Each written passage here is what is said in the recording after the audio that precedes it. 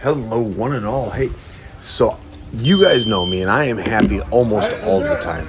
But the happiest place I could ever be is when I'm sparring.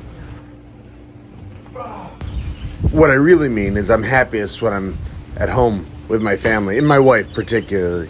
I know she's watching this, so Brett, it's when I'm with you is when I'm happiest. My second happiest is when I'm sparring. Now, what I want to tell you is April 2nd, here in southern Tennessee, I will be in Chattanooga, and I will be rolling with everybody. Anybody that comes through the door, I want to roll with. I am taking donations for live action.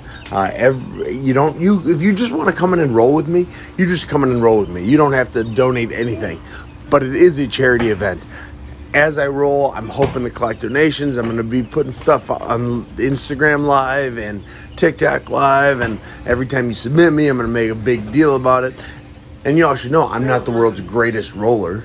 I have been submitted by people that are not black belts. I just like going in there and having a good time with that person. So April 2nd, the MMA Militia in Chattanooga, Tennessee. Please come on down. Let's have a good time together.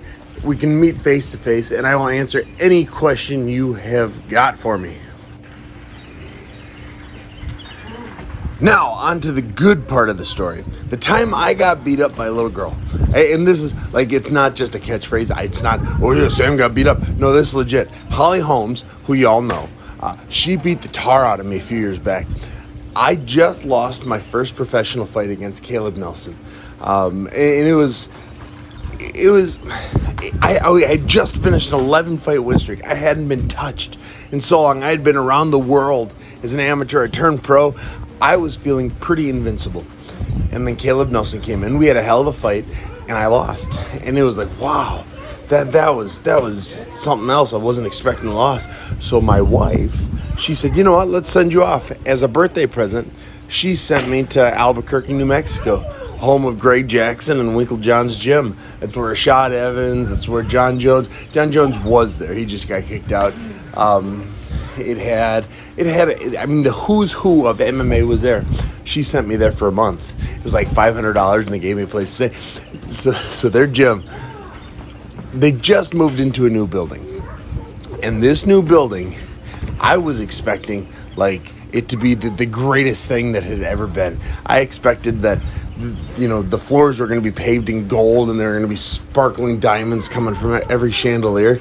And I walked in, and there were roaches everywhere. It was such a shitty little gym, pardon my language. Now, it doesn't mean the training was bad. It means the building was shitty. And then, so inside, roaches everywhere. I was like, oh. Walked upstairs, and it was like a dorm. There was room for about 4 people, but to live comfortably for a month. But there were beds it was like 12. They had us packed in, which was cool. This is now part of my future gym plans. I need to have a dorm on campus where people can live for next to nothing, walk downstairs and train. It really was a good setup.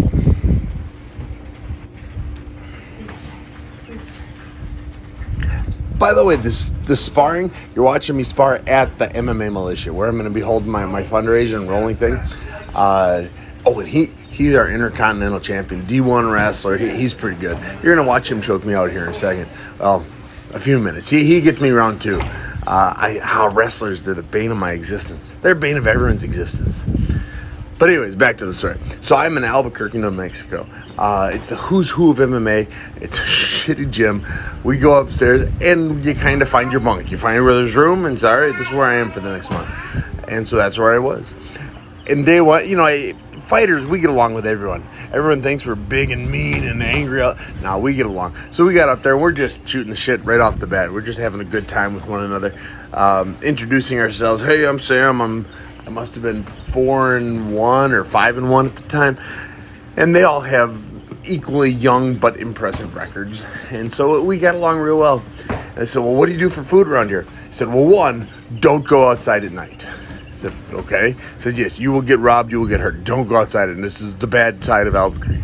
I said, oh. He said, 2, if you go over to Walmart after 7, all their roast chickens that they haven't sold, you get for like $1.50. They just almost give it to you. I said, oh, so I had a lot of roast chicken this month, because the Walmart was just across it was a busy street, right, just across the 4-lane street, not freeway, and it was like, okay, so we got a system. We had a lot of chicken. We got some veggies. We had everything. Actually, on this trip, a little sidebar, there was this Greek Mexican restaurant. It was a 5-minute walk down the street. It was like the 3rd of July. I went there. I got a chimichanga or something. And I got so violently sick for like 3 days. I got food poisoning. For 3 days, it took me out. I mean, it ruined me. I couldn't leave the bathroom, and I was at a dormitory.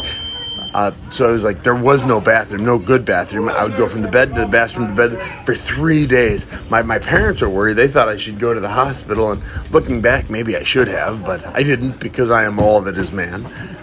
And this chimichanga I had, I mean, I went to this place, it would have been 13 years ago just about, and I remember what I ordered from a Mexican Greek restaurant. That's how bad it was. It lives in infamy in my brain.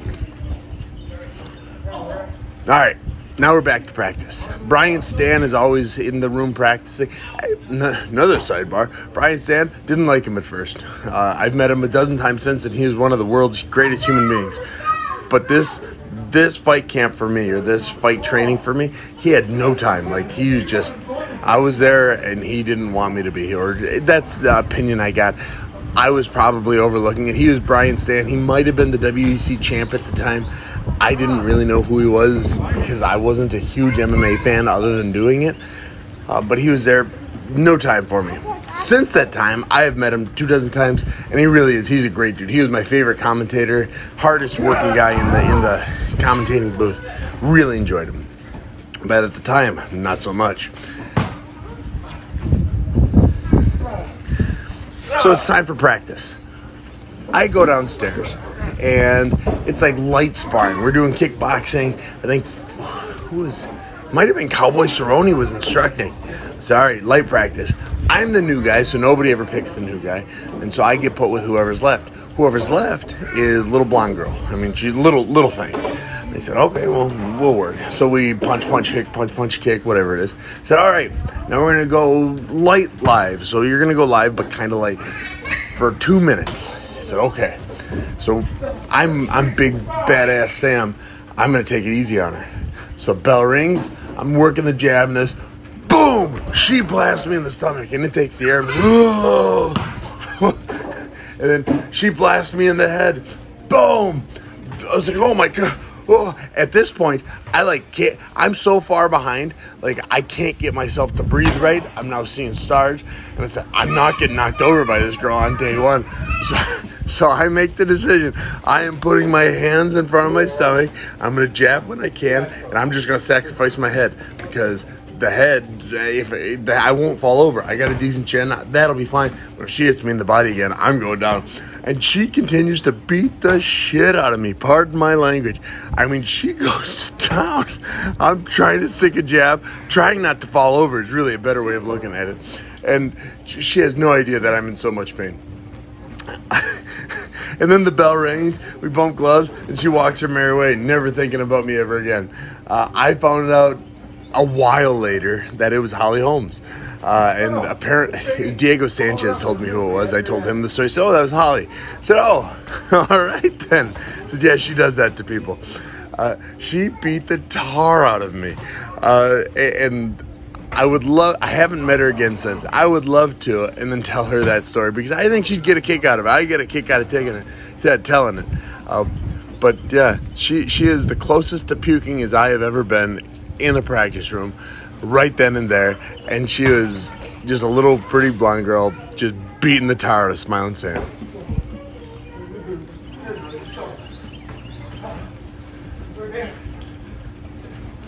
So if any of you out there know who Holly Holmes is, has any access to her, tell her this story, see if she remembers it at all. I'm sure she doesn't, because apparently she does it to everyone she can. But I always like that story. Every time she fights, whoever's in the room, whoever's sitting next to me, said, oh yeah, that girl, she beat me up before. and then I get to tell the story. It's it's an Alvy curse. We like telling the same stories over and over again. But as long as it's a good story, nobody should mind. Now again, remember guys, April 2nd, Chattanooga, Tennessee, here at the MMA Militia. I will be rolling, jiu-jitsu rolling with anybody that walks in the door. Come on in, let's raise some money together. I'm going to be working with live action, and we're just going to have a heck of a time. I've done a few of these before. I call them Submit Smilin' Sam.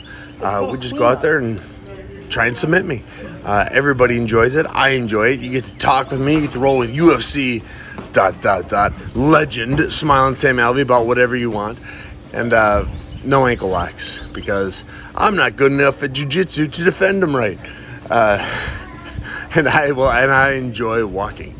And if you look in the background here at the screen, this is my good friend Josh, and he is about to make his amateur debut in 6 weeks or so.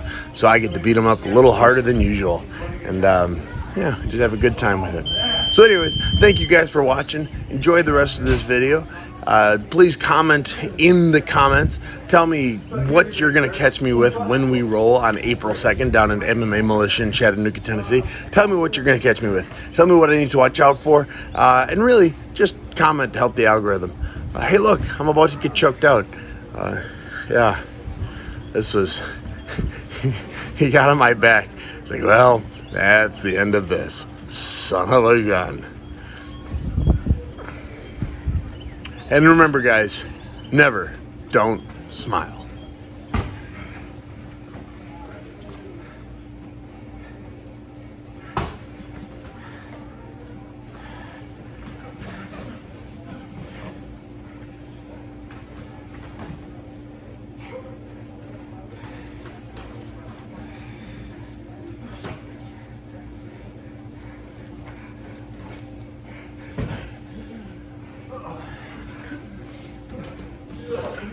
Thank you.